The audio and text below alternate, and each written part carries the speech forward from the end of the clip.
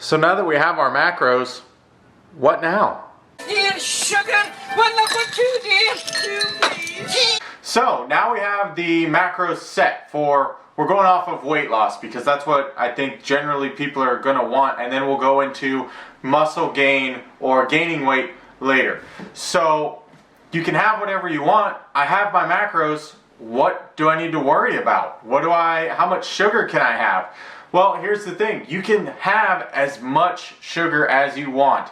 Sugar does not make you fat. Okay, here's the difference between sugary carbs and the slower digesting high fiber carbs. Your body takes all carbs and converts them to sugars. It converts it all to glycogen anyways, right? So because it does this, sugars don't go through any other process to get digested. So as soon as it goes into your system, it's digested and there's no conversion process. So it goes through your body really quick. Now, high fiber, slow digesting carbs, the fiber actually gets stuck at each junction point in your stomach between the large intestine, small intestine, all the way down through the thing. All the way down through your digestive tract. So, because it gets stuck, you seem full longer because you have something in your stomach.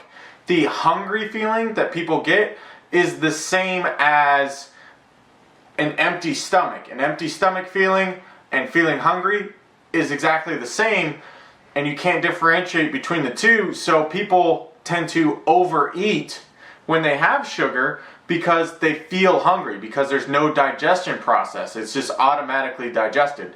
So you don't necessarily have to watch how much sugar you have, but just know that if you choose to go with something like a Pop-Tart over a sweet potato, the sweet potato is going to take longer to digest than the sugars just because of the fiber. The fiber gets stuck, making you feel full longer.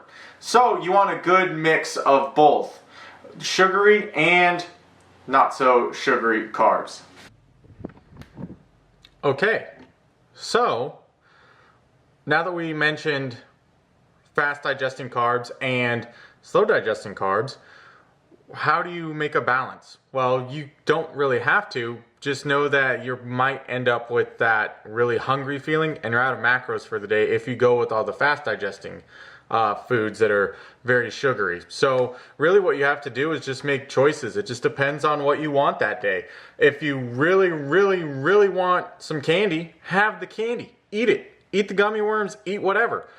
But just know that that's like pure dextrose and it's going to go through your system like that. So with that being the case, you need to also look at volume of food.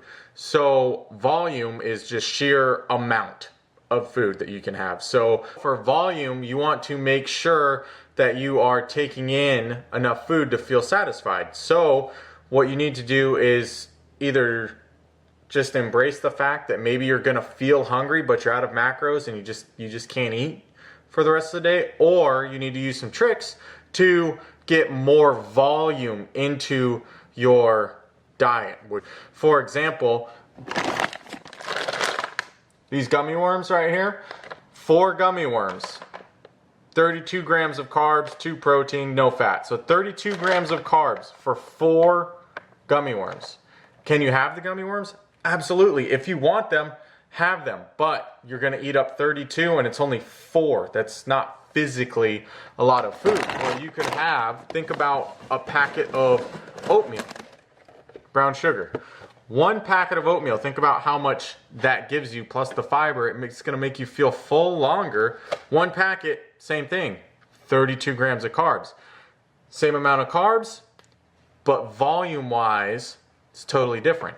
So that's something to keep in mind, that if you find yourself at a point with your macros that you feel hungry often, you need to add higher volume foods.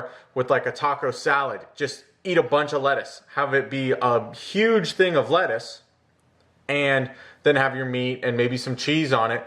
But the lettuce is going to help fill you up. Same with broccoli, cauliflower. That's why flexible dieting is, yes, you can have anything you want, but there are some small tricks that are going to make it a lot easier. It'd be very easy to have a couple Pop-Tarts and ice cream and you're done with your fats and carbs for the day and you haven't really had much protein. That happens often. So it's going to take some getting used to on what you like and what you struggle with. If you find it easy to get your proteins in but hard to get your fats in, and carbs are easy for you, or depending on you as a person what it is, you'll have to figure that out as you go.